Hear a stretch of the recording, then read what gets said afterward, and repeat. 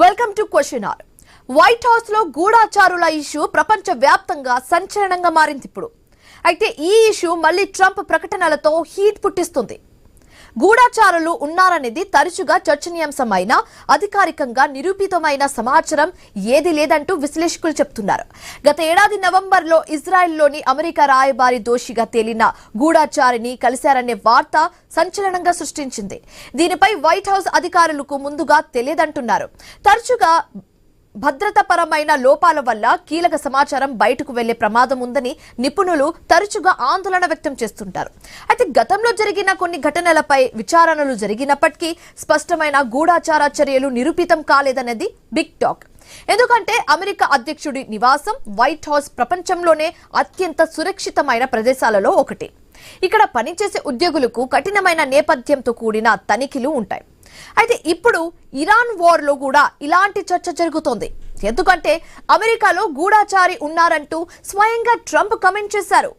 Iran లో కూలిన F-15E strike eagle pilot ను కాపాడేందుకు యుఎస్ సైన్యం భారీ ఆపరేషన్ చేపట్టింది.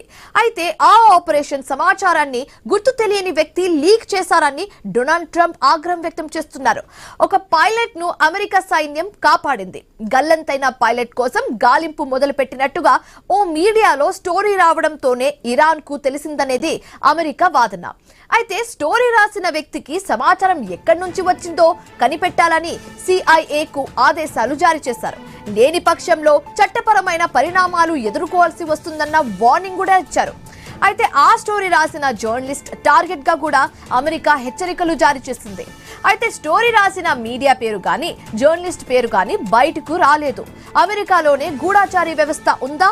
గూఢాచారిగా బయట వ్యక్తులు చేస్తున్నారా? అమెరికా సైన్యంలోనే గూఢాచారి ఉన్నాడా? సమాచారం ఇచ్చిన వ్యక్తికి పట్టుకున్నారా? అమెరికాకు ఎవరిపైనా అనుమానాలు ఉన్నాయా అన్న కోణంలో అందరూ ఆలోచిస్తున్నారు.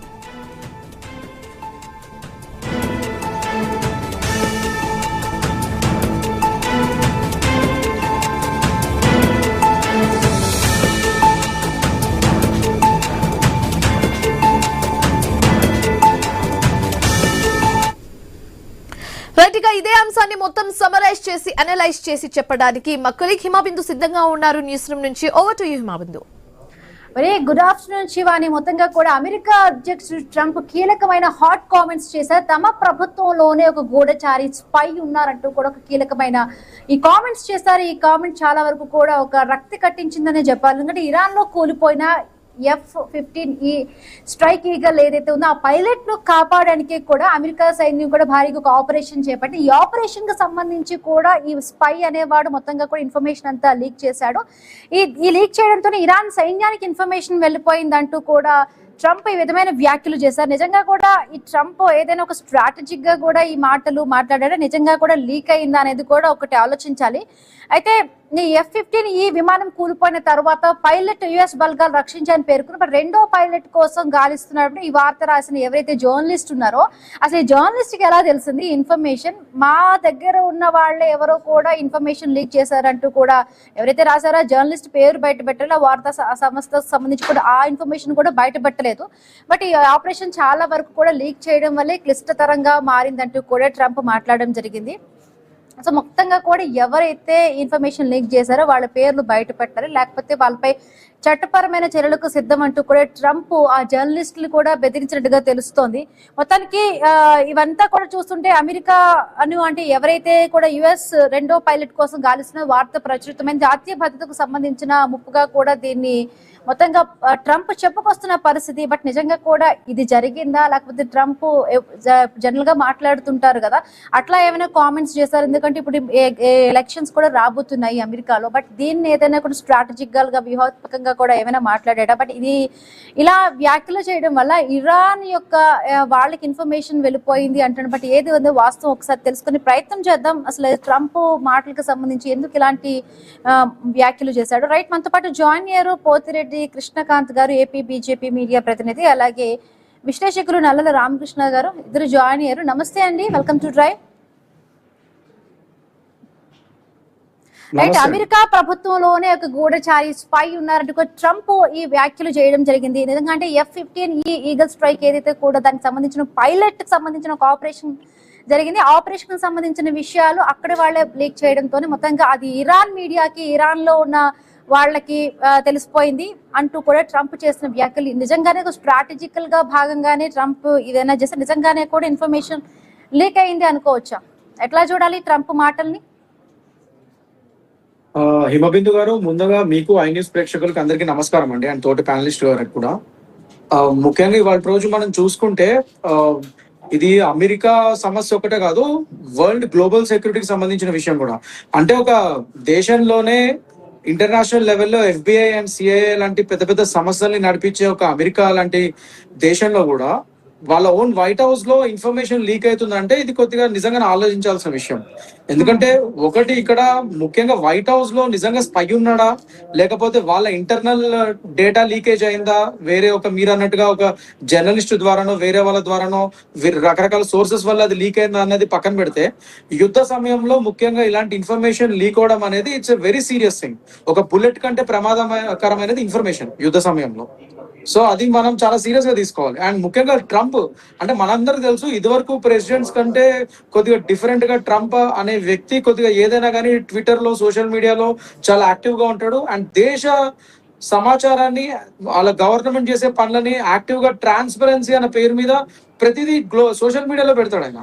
సో ఆ విధంగానే ఇవాళ రోజు ఇది పెడుతున్నాడు అంటే either it has to be his aggressive politics, or మీరు అన్నట్టుగా నెక్స్ట్ ఒక ఎలక్షన్స్ కూడా దగ్గరికి వస్తున్నాయి కాబట్టి వాళ్ళ పార్టీ యొక్క కృషిని దాన్ని బయట పెట్టే విధంగా, ఈ విధంగా మేము చాలా ట్రాన్స్పరెంట్ గా ఉన్నామని చూపించే విధంగా కూడా ఒక స్ట్రాటజీ అయ్యి ఉండొచ్చు. At the same time saying that Iran మీద కూడా ఒక నెగటివ్ దృక్పథం తీసుకొచ్చే విధంగా ప్రపంచ దేశాలకి. అండ్ ముఖ్యంగా వాళ్ళ పైలట్ ఏదైతే F-15 స్ట్రైక్ ఫ్లైట్ పైలట్ ఒక ప్రాణానికి సంబంధించిన విషయం ఇది. ఎందుకంటే ఆయనని రెస్క్యూ చేయాలి, ఆయనని రెస్క్యూ చేసే ఆపరేషన్ విషయాలు బహిర్గతమైన అన్న విషయాన్ని చూపించడం వల్ల ఒకవేళ రేపటి రోజు నిజంగా ఆయన ప్రాణాలకు ఏమైనా ఆపద వాటిల్లా కూడా ఇన్ఫర్మేషన్ లీక్ అయింది అండ్ ఇరాన్ ఇట్లా అతని ప్రాణాలు తీసింది అన్న విషయాన్ని కూడా ఇరాన్ ని బ్యాడ్ లైట్ లో కూడా చూపించచ్చు కదా, అతను చనిపోతే నిజంగానే. సో ఈ విధంగా కూడా అతని ప్రాణాలని కూడా ఒక విధంగా కాపాడినట్టుగా. ఇప్పుడు ఆయన ప్రాణాలు పోతే ఇరాన్ కే డెఫినెట్ గా ఇరాన్ మీదనే ఇప్పుడు చేయి చూపిస్తారు, వేలు చూపిస్తాయి అందరూ. సో డెఫినెట్ గా ఆ విధంగా కూడా ఇది ఒక స్ట్రాటజీ అయి ఉండొచ్చు. But what ever it might be, information leak అనేది అసలు మంచిది కాదు. ముఖ్యంగా జర్నలిజం అనేది ఒక దేశ సమగ్రతకి సంబంధించినప్పుడు, వాళ్ళ దేశం యొక్క సెక్యూరిటీకి సంబంధించినప్పుడు జర్నలిస్టులు కూడా వాళ్ళ ఫ్రీడమ్ ఉంటుంది. But that doesn't mean that వాళ్ళ దేశ సమగ్రతకి అండ్ డిఫెన్స్ సిస్టమ్స్ కి సంబంధించిన ఇన్ఫర్మేషన్ ని లీక్ చేయడం అనేది చాలా తప్పది. ఒకవేళ నిజంగా జరిగితే మాత్రం అమెరికా వాళ్ళ యొక్క జర్నలిజం ని, వాళ్ళ యొక్క జర్నలిస్ట్ సొసైటీని వాళ్ళు ఒక మళ్ళీ సమీక్ష చేసుకోవాలి. ఎందుకంటే ఇలాంటి ఇన్ఫర్మేషన్ లీక్ అవడం మాత్రం యుద్ధ సమయంలో ఇట్స్ వెరీ డేంజరస్. ఇక ఆ లెక్కన చూస్తే మన భారత సర్కారు ఇలాంటి చాలా స్ట్రిక్ట్ గా తీసుకుంటది. మనం ఇప్పుడు చూస్తే ఒఫీషియల్ సీక్రెట్స్ యాక్ట్ కానీ, UAPA కానీ, ITA యాక్ట్ 2021 కానీ ఇలాంటివన్నీ చాలా తీసుకురావడం జరిగింది. దేశద్రోహం, రాజద్రోహం, సెడిషన్ ఒకటి తీసేసాం కానీ మిగతా సెక్షన్స్ తీసుకురావడం జరిగింది. మన భారత్ లో జర్నలిజం కి ఫ్రీడమ్ ఇస్తూనే అట్ ద సేమ్ టైం దేశ సమగ్రత, దేశ డిఫెన్స్ కి సంబంధించిన విషయంలో మాత్రం ఎటువంటి కాంప్రమైజ్ లేదని చెప్పి మీడియా మిత్రులకి, దేశ పౌరులకి అందరికీ చెప్పడం జరుగుతుంది దీనివల్ల. సో దీనివల్ల ఈవెన్ జర్నలిజం, మీడియా మిత్రులు అండ్ దేశ పౌరులు ప్రతి ఒక్కరికి బాధ్యత ఉంటుంది. మన దేశ సమగ్రతని, మన డిఫెన్స్ ని మనం కాపాడుకునే బాధ్యత మనకు కూడా ఉంటుంది. సో ఆ విషయంలో భారత్ మాత్రం చాలా గట్టి పటిష్టమైన ఒక డిఫెన్స్ సిస్టమ్ ని మాత్రం పెట్టింది అండి. అందులో మాత్రం all thanks to Modi government. But America లాంటి దేశాల్లో ఇవాళ రోజు ఇలాంటివి చూస్తున్నామంటే చాలా బాధాకరం. అండ్ వాళ్ళ CIA కూడా ఇప్పుడు అప్రమత్తమైందని మనకు తెలుస్తుంది. But what ever it might be, spy ఉన్నాడా లేదా, గూఢచర్యం ఉందా లేదా, గూఢచారి ఉన్నాడా లేదా వైట్ హౌస్ లో అన్నది పక్కన పెడితే, ఒకవేళ మీడియా సోర్సెస్ ద్వారానే ఒక జర్నలిస్ట్ ద్వారా ఈ విషయం బయటకు వెళ్తే మాత్రం ఇది చాలా బాధాకరం. అమెరికా కూడా వాళ్ళ యొక్క ఈ డిఫెన్స్ సిస్టమ్స్ ని మళ్ళీ పునర్సమీక్ష చేసుకోవాల్సిన సమయం ఆసన్నమైందని నేను అంటాను. They have to look at it.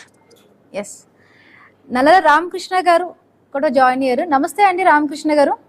So F-15E strike eagle అంటే ఆపరేషన్ వివరాలు లీక్ అవడం నిజంగా కూడా అమెరికా యొక్క భద్రతలోను పెద్ద అంటే ఒక వైఫల్యంగా కూడా చూడాలా? ట్రంప్ మాటలను అసలు నమ్మచ్చా? నిజంగానే కూడా లీక్ అయ్యే అనుకోవాలా? ఇంకొకటి FBI, CIA లాంటి పెద్ద సంస్థలు, అమెరికాతో ఉన్న సంస్థల వంటిపై ఈ నమ్మకం తగ్గిపోయినట్టుగా ప్రపంచానికి ఒక మెసేజ్ లాగా కూడా ఇప్పుడు ట్రంప్ చేసిన మాటలు బట్టి కూడా ఆ విధమైన మెసేజ్ వెళ్ళింది అనుకోవాలా? మొట్టమొదటిగా హేమబిందు గారు మీకు, అలాగే మీడియా నా తోటి ప్యానల్ పెద్దలకు నా హృదయపూర్వక నమస్కారాలు అండి. హై న్యూస్ తెలుగు ప్రేక్షకులకి నా హృదయపూర్వక నమస్కారాలు తెలియజేసుకుంటున్నాను. వాస్తవంగా ఎప్పుడైనా గూఢచర్యం అనేటువంటిది ఇలాగా సంచలనాత్మకంగానో లేకపోతే ఇలాగే ఉంటుందండి. అందువల్ల ఏంటంటే అందుకే అది గూఢచర్యం అయింది. వాస్తవానికి గూఢచర్యం అనేటువంటిది ఇవాళ కొత్త ఏం కాదు. ఇప్పుడు మామూలుగా F-15 ఈగిల్ మనం అది చాలా ప్రధానమైనది అమెరికన్ డిఫెన్స్ సిస్టంలో కాబట్టి దాని గురించి అంతలాగా కేర్ తీసుకున్నారు. కానీ చాలా వికీ లీక్స్ అని ఇంకో లీక్స్ అని F-15 ఫైల్స్ అని ఇవన్నీ కూడా గూఢచర్యం ద్వారా వచ్చినవే. అందువల్ల ఏంటంటే గూఢచర్యానికి అయితే అతీతం కాదు ఫస్ట్ ఆఫ్ ఆల్. రెండోది ఏంటంటే ఈ గూఢచర్యం జనరల్గా ఏదైతే స్ట్రాంగ్ గా ఉన్నదో, ఏదైతే అగ్రరాజ్యం ఉన్నదో, ఏదైతే నెంబర్ 1 పొజిషన్ ఉందో, ఏదైతే చాలా క్వాలిటేటివ్ ఉందో ఎప్పుడు కూడా నిపుణులకు అది ఛాలెంజ్. హ్యాకర్స్ కానీ ఇతర గూఢచారి సంస్థలకు కానీ ఇవన్నిటికి కూడా అది ఛాలెంజ్ గా తీసుకుని దాన్ని బ్రేక్ చేయడం ద్వారా సంచలనం సృష్టించాలని చూస్తారు. అందులో భాగంగా ఇవన్నీ కూడా జరుగుతూ ఉంటాయి అన్నమాట అండి. ముఖ్యంగా ఈ FBI, ఈ CIA వీటి మీద ఏవైతే ఇరాన్ యొక్క మిత్ర దేశాలు ఉన్నాయో, అటు రష్యా కానీ ఇటు చైనా కానీ వీటి యొక్క గూఢచర్యం కూడా ఉంటుంది అనేటువంటిది చాలా ఓపెన్ గా అందరూ మాట్లాడుకునేటువంటి విషయం. ఎందుకంటే ఇరాన్కి కావాల్సినటువంటి సమాచారాన్ని అమెరికా స్థావరాలు ఎక్కడైతే ఉన్నాయో అది సేకరించి ఇరాన్కి ఇవ్వడం అనేటువంటిది జరుగుతుంది. రష్యా అనేటువంటిది అంతర్జాతీయ రాజకీయాల్లో మాట్లాడుకుంటున్నారు అనమాట అండి. అందువల్ల ఏంటంటే అమెరికాకి పైకి చెప్పకపోయినా ఇంటర్నల్ గా అనుమానం ఉంది. ఎందుకంటే గతంలో వింజియో అనేటువంటి ఒక ఆయన గూఢచర్యం చేస్తా దొరికాడు. తర్వాత చైనాకి సంబంధించినటువంటి హ్యాకర్స్ ఉన్నారని అమెరికా యొక్క అనుమానం ఉంది. అందులో అది ఓపెన్ గా చెప్పట్లేదు. ఆ యొక్క నీ కూడా విశ్వసనీయంగా వాళ్ళు మాట్లాడుకునే మాట్లాడుతుంటే అంటే రామకృష్ణ గారి గూఢచర్యానికి సంబంధించి అంటే ఇప్పుడు మన ఒక సినిమా కూడా రీసెంట్ గా రిలీజ్ అయింది, దురంధర్ సినిమా. దాంట్లో కూడా గూఢచర్యానికి సంబంధించి కూడా చాలా చాలా టెక్నికల్ గా వాళ్ళు ఒక దేశానికి సంబంధించిన విషయాలు సేకరించడానికి వాళ్ళ దేశంతోనే కూడా కలిసి వాళ్ళకి అనుమానం రాకుండా చాలా వరకు స్పై చేస్తారు. బట్ ప్రపంచానికే పెద్దలా ఉన్న ఈ అమెరికా దేశానికి సంబంధించి నిజంగా కూడా గూఢచర్యం అంటే చేస్తే తెలుసుకోలేని దీనిగా కూడా అట్లా అమెరికా ఉంటది అంటారా అసలు? అంటే మేడం గారు ఎప్పుడైనా కానీ చేస్తే తెలుసుకోకపోవడం ఉండదు, కానీ అప్పుడు యుద్ధం అయిపోతుంది, జరగాల్సిన నష్టం జరిగిపోతుంది అదనమాట. ఎందువల్లంటే గతంలో ఏమైందంటే ఒక అమెరికన్ రాయబారి ఒక దోషిగా ఉండేటువంటి ఇజ్రాయెల్లో అమెరికన్ రాయబారి అతను పైగా దోషిగా ఉండేటువంటి ఒక గూఢచారిని కలిసాడు. ఈ విషయం అమెరికాకి లీక్ అయింది. అది ముందు చెప్పకుండా జరిగిందని అన్నారు. తర్వాత ఏంటి, కొంతమంది ఇలాగా గూఢచర్యం చేసిన వ్యక్తులను అమెరికా పట్టుకుంది, కానీ స్పష్టమైనటువంటి ఆధారాలు ఇవ్వలేకపోయింది. అండ్ ది సేమ్ టైం ఏంటంటే ఒక జర్నలిస్ట్ ఎప్పుడు కూడా సమాచారాన్ని రెండు కోణాల్లో ఆలోచిస్తాడండి. విషయం బయటకు ఇచ్చేస్తే అక్కడి నుంచి ఆ పైలట్ రక్షించబడతాడనో, ఎందువల్లంటే ఇప్పుడు ఆ పైలట్ ఉన్నాడు అనుకోండి, పైలట్ అమెరికా సైన్యం రక్షించకపోయినా ఇరాన్ చేతిలో ఉన్నాడు అనుకోండి, చచ్చినట్టుగా ఇరాన్ పైలట్ నేను చేయడానికి ఉండదు. అలా మానవ హక్కుల రూపంలో ఇరాన్లో ఆ పైలట్ ని రక్షించేటువంటి ఉద్దేశం ఉండొచ్చు. లేకపోతే సంచలనాత్మకం ఎప్పుడు కూడా ఈరోజు సెన్సేషనలిజం ప్రధానం అయిపోయింది కదా, ఈ సెన్సేషనలిజంలో భాగమై ఉండొచ్చు. ఇలా ఏ రకంగా అనేది కాదు. ఇంకొకటి ఏమంటున్నారు మీరు, మనం మామూలుగా మాట్లాడుకునేది అమెరికా CIA కానీ ఇవి ఏవైతే సంస్థలు ఉన్నాయో డిఫెన్స్ సంస్థలు కానీ అత్యంత స్ట్రాంగ్ అని అనుకుంటున్నామండి. కాదు, వాస్తవంగా ఏంటంటే దాన్ని ఎక్కువ టార్గెట్ చేస్తారు. ఎందుకు అంత స్ట్రాంగ్ కాబట్టి దాన్ని టార్గెట్ చేసి బ్రేక్ చేస్తే వాళ్ళకు ఉండే మార్కెట్ వేరేగా ఉంటుంది. అందువల్ల ఏంటంటే దాన్ని ఎప్పుడు కూడా బ్రేక్ చేయనా చూస్తారు. అత్యంత సురక్షితమైన ప్రదేశం ఏంటంటే వైట్ హౌస్. ఈ మధ్యకాలంలో వైట్ హౌస్లోనే గూఢచర్యం జరుగుతుందని ట్రంప్ చెప్పాడు. పైగా ట్రంప్ గారి మాటలు ఎలా ఉంటాయంటే చాలా చంచలంగా ఉంటాయండి. ఒకలా మాట్లాడుతూ ఇవాళ ఒక మాట మాట్లాడితే రేపు ఇంకో మాట మాట్లాడుతున్నారు, మనం గమనిస్తున్నాం ఆల్రెడీ. అందువల్లనే ట్రంప్ గారు మాట్లాడేటువంటి మాటలను బేస్ చేసుకుని కూడా ఈ యొక్క కథనం జరుగుతుంది. అయితే ఏది ఏమైనప్పటికీ కూడా F-15 ఈగల్ అనేటువంటి ఆ యొక్క విమానం చాలా చాలా చాలా చాలా ప్రధానమైందండి అమెరికా యొక్క రక్షణ వ్యవస్థలోనే. ఎందువల్ల అనుకుంటున్నారు, దాంట్లో ఇద్దరు ఉంటారు పైలట్. ఇప్పుడు పైలట్ ఇంకొక మిసైల్ ఆపరేషన్ సిస్టమ్. దాని యొక్క వెపన్ ఆపరేషన్ సిస్టమ్ ఉంటుందండి. అందులో 20 mm మిషన్ గన్ ఒకటి ఉంటుంది. అంటే 6000 రౌండ్లు బుల్లెట్స్ ఉంటాయి అందులో. అంతా కలిపి ఒక్క నిమిషంలో పోతాయండి. 1 minute గట్టిగా పట్టుకుంటే 6000 రౌండ్లు దూసుకెళ్ళిపోతాయి. సెకండ్కి 100 రౌండ్లు బుల్లెట్లు వెళ్ళిపోతాయండి. అటువంటి 20 mm మిషన్ గన్ ఉంటుంది అందులో. అమెరికాలోనే అణుబాంబులకి అంత స్వచ్ఛమైనటువంటి బాంబులు మోయగలిగేటువంటి యుద్ధ విమానం ఇది. ఈ విమానం అనమాట అండి. అందువల్ల ఏంటంటే ఈ విమానం అంత ప్రాధాన్యత ఉంది. పైగా డ్యూయల్ సిస్టమ్ ఇది. కింద ఫైట్ చేస్తుంది, బాంబులు వేస్తుంది, ఎయిర్ టు ఎయిర్ ఫైట్ చేస్తుంది, మళ్ళీ తిరిగి వాళ్ళ దేశం వెళ్ళిపోతుంది, వాళ్ళ శిబిరానికి వెళ్ళిపోతుంది. అంత స్ట్రాంగ్ అయినటువంటి రక్షణ వ్యవస్థలోనే చాలా కీలకమైనటువంటి F-15 ఈగల్ అనేటువంటి ఈ విమానం ఈ స్టెల్త్ లేకపోతేనే ఏం చేశారు ఇప్పుడు, అందులో ఉన్నటువంటి ఒక పైలట్ని కనబడలేదు, దాని గురించి వెతుకుతారనే విషయం రాయడం వల్ల ఈ యొక్క అనుమానం వచ్చింది. రైట్. కృష్ణకాంత్ గారు, అంటే ఇది జాతీయ భద్రతకు ముప్పు అంటూ కూడా ట్రంప్ ఒకవైపు మాట్లాడడం జరిగింది. ఇంకొకటి అంటే ఈ సందర్భంగా కూడా ఇంకొక విషయాన్ని కూడా మనం గుర్తు చేసుకోవాలి. ఇరాన్ ఇంటెలిజెన్స్ గురించి, అంటే ఖమేనీని హతం చేయడానికి అసలు ఇరాన్ అధిపతి ఎవరైతే ఉన్నారో సుప్రీం లీడర్ ఖమేనీ అసలు ఏ బిల్డింగ్ లో ఉన్నాడో పక్కాగా కూడా అమెరికాకు ఒక ఇన్ఫర్మేషన్ వచ్చింది. కరెక్ట్ గా ఆ బిల్డింగ్ నే కూడా వాళ్ళు ఇది చేసి మొత్తంగా చంపేసిన పరిస్థితి. సో ఇరాన్ ఇంటెలిజెన్స్ గురించి ఒకసారి ఎట్లా వాళ్ళు కూడా ఎంత స్పై చేసినా కూడా మొత్తంగా వాళ్ళ దగ్గర కూడా చాలా వరకు ఇప్పుడు చూస్తున్న IRGC అంత స్ట్రాంగ్ గా కూడా కౌంటర్ ఇస్తున్న పరిస్థితి. వాళ్ళ ఇంటెలిజెన్స్ ప్రభావం ఎంత కూడా ఎఫెక్టివ్ గా ఉందంటారు? ఇప్పుడు ఒకటి బిందు గారు, ఇక్కడ ఏంటంటే ఒకటి అమెరికా ఎప్పుడైనా సరే, అమెరికా కానీ ఇరాన్ కానీ, ఇప్పుడు మనం కూడా ఇదే టాక్టిక్ ని యూజ్ చేస్తున్నాం. అదేంటంటే ప్రిసైజ్ స్ట్రైక్స్ అంటే మన టార్గెట్ అంత మొత్తం కొలాటరల్ డ్యామేజ్లు కాకుండా, సివిలియన్స్ కూడా చనిపోకుండా.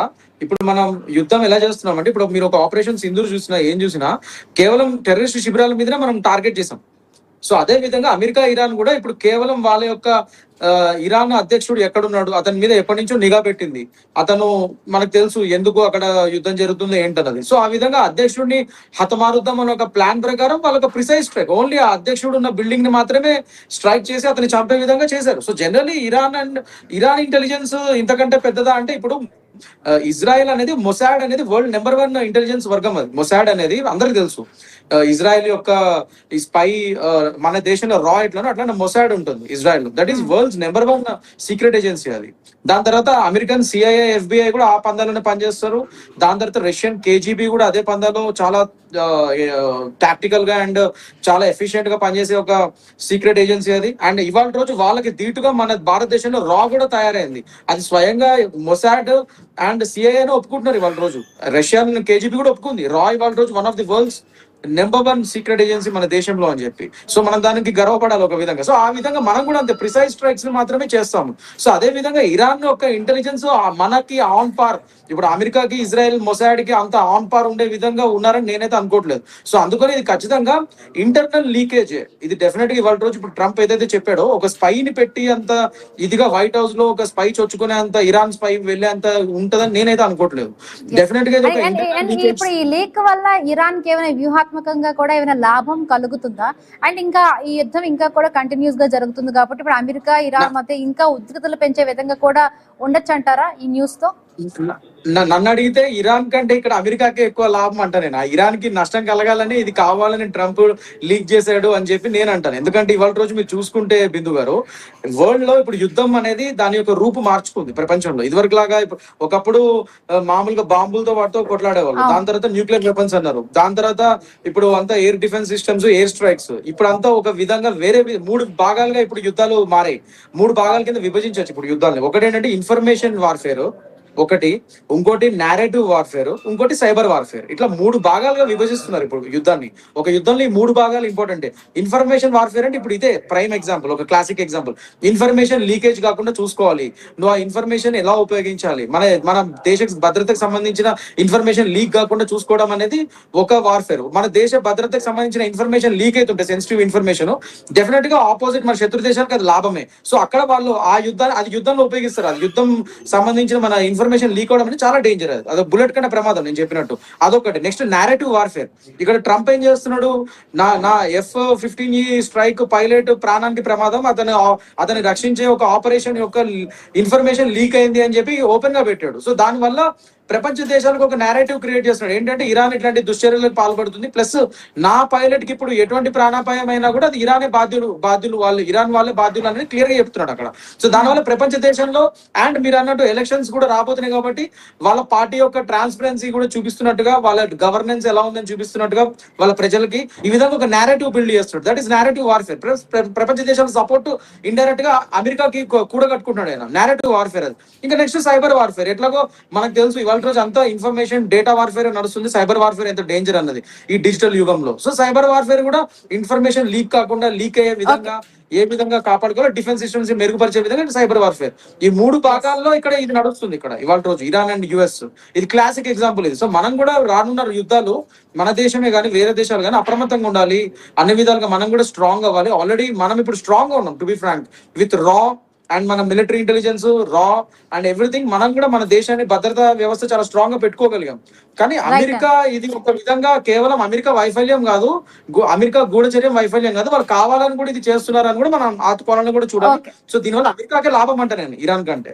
రామకృష్ణ గారు, మిడ్ టర్మ్ ఎన్నికలు కూడా అమెరికాలో రాబోతున్నాయి మరి కొద్ది రోజుల్లో. సో ఈ నేపథ్యంలో ఎన్నికల్లో కూడా రాజకీయంగా లాభపడడానికి ట్రంప్ ఈ వ్యాఖ్యలు చేశాడు అనుకోవచ్చు. ఇంకొకటి, ప్రపంచ దేశాలన్నీ కూడా ట్రంప్ ను ఒక ఒంటరివాడు చేశాడు. ఇతనితో కలిసి ఎవరు కూడా రాని, అంటే అమెరికాతో ఫ్రెండ్లీగా ఉన్న కంట్రీస్ కూడా ట్రంప్ ని దూరం పెట్టిన పరిస్థితి. బట్ ఈ నేపథ్యంలో ఇలా స్ట్రాటజిక్ గా కూడా ఇరాన్ ప్రపంచ దేశాల ముందు ఒక దోషిగా నిలబెట్టే విధంగా కూడా ట్రంప్ యొక్క స్ట్రాటజీ అనుకోవచ్చు ఫైనల్ గా అనుకోవచ్చండి. అంటే ఇందాక సార్ చెప్పినట్టుగా ఏంటంటే నేరేటివ్ వార్ఫేర్ లో భాగంగా ఆయన అక్కడ ఎప్పటికప్పుడు ఇన్ఫర్మేషన్ ఇస్తూ ఉండొచ్చు. కాకపోతే ఏంటంటే అమెరికా వాడేటువంటి FBI ఏదైతే ఉందో దాని యొక్క సాఫ్ట్వేర్ ఏదైతే ఉందో దాని యొక్క వ్యవస్థ, ఆ సైబర్ వ్యవస్థ ఏంటంటే 3000 రెడ్ హుక్ దాని పేరు. దాన్ని ఆల్రెడీ హ్యాకర్స్ బ్రేక్ చేశారు. అందులో ఏం అనుమానం లేదండి, ఆల్రెడీ హ్యాకర్స్ దాన్ని బ్రేక్ చేశారు. అందువల్ల ఏంటంటే ఇది బయటికి సమాచారం రాకపోవడం అనేటువంటిది ఏమి ఉండదు. కాకపోతే ట్రాన్స్పరెంట్ అనేటువంటి విషయాన్ని అతను బయట పెట్టుకోవచ్చు. ఆయన పైలట్ను కాపాడుకునేటువంటి భాగంలో కూడా ఇది కావచ్చు. ఇంకో విషయం ఏంటంటే ఎప్పుడైనా యుద్ధం అన్న తర్వాత ఏకంగా అమెరికా వార్నింగ్ ఇస్తుంది డైరెక్ట్గా. ట్రంప్ గారు ఏం వార్నింగ్ ఇస్తున్నారండి, మీ బిల్డింగ్లు లేపేస్తాం, మీ యొక్క బ్రిడ్జ్లు లేపేస్తాం, మీ ఇన్ఫ్రాస్ట్రక్చర్ లేపేస్తాం, మీ పవర్ ప్లాంట్లు లేపేస్తాం, మీ ఆయుధకారాలు లేపేస్తాం.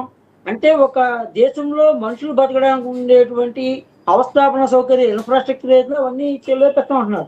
కాబట్టి ఇదేమి అంత బ్యాడ్ ఏమీ ఇరాన్కి అవ్వదండి. ఎందుకంటే ఇరాన్ భూతలంలోకి వెళ్ళి అమెరికా యుద్ధం చేస్తుంది. ఇరాన్ యొక్క భూతలం కూడా చాలా రక్షణాత్మకంగా ఉంటుందండి. ఎడారులు, తర్వాత పర్వతాలు, ఈ యొక్క తీర ప్రాంతం ఉంటుంది. వాటిని ఉపయోగించుకుంటుంది. జాగ్రోస్ పర్వతాల్లో కిందన ఉన్నాయండి క్షిపణి సిటీలన్నీ కూడా. 23 క్షిపణి సిటీలు ఉన్నాయి, తక్కువేం లేవు. ఎన్ని బంకర్ బ్లాస్టర్ బాంబులు వేసినా, వాటిని తునాతుకులు చేయలేకపోతుంది అమెరికా కానీ ఇజ్రాయెల్ కానీ. అందువల్ల ఏంటంటే ఖచ్చితంగా అక్కడ ఎలక్షన్స్ రావడం అనేటువంటిది జరుగుద్ది. ఎందుకంటే ఆయన ఇన్విటబుల్ గా వారిని కొని తెచ్చుకున్నాడు, ఇరాన్తో కొని తెచ్చుకున్నాడు. ఇలాగా ఆయన చేసేటువంటి పనులు దేశ ప్రజలకి నచ్చట్లేదు కదండి. 80 సిటీల్లో లక్షలాది మంది, మిలియన్ల ప్రజలు ఆ మధ్య కాలంలో అమెరికాలో బయటకు వచ్చేసారు కదా. ప్రజా వ్యతిరేకత వస్తే ప్రజాస్వామ్యంలో ఎవరైనా ఒకటే. కాబట్టి ఆ ఎన్నికల్లో కాపాడుకోవడానికి అతను రకరకాల వ్యూహాలు పడవచ్చు. అందులో పైగా జనరల్ గానే ఇది మాట్లాడేది చాలా చంచలంగా, చాలా టిపికల్ గా ఉంటాడు. కాబట్టి ఏ మాట అంటే ఆ మాట మాట్లాడొచ్చు. థ్యాంక్ యూ సో మచ్ అండి నల్ల రామకృష్ణ గారు, అలాగే పోతిరెడ్డి కృష్ణకాంత్ గారు డ్రైవ్ లో పాల్గొన్నందుకు. సో చూసారు కదా, ఇది వాళ్ళ question hour. Keep watching I news. మీతోనే మీ వెంటే.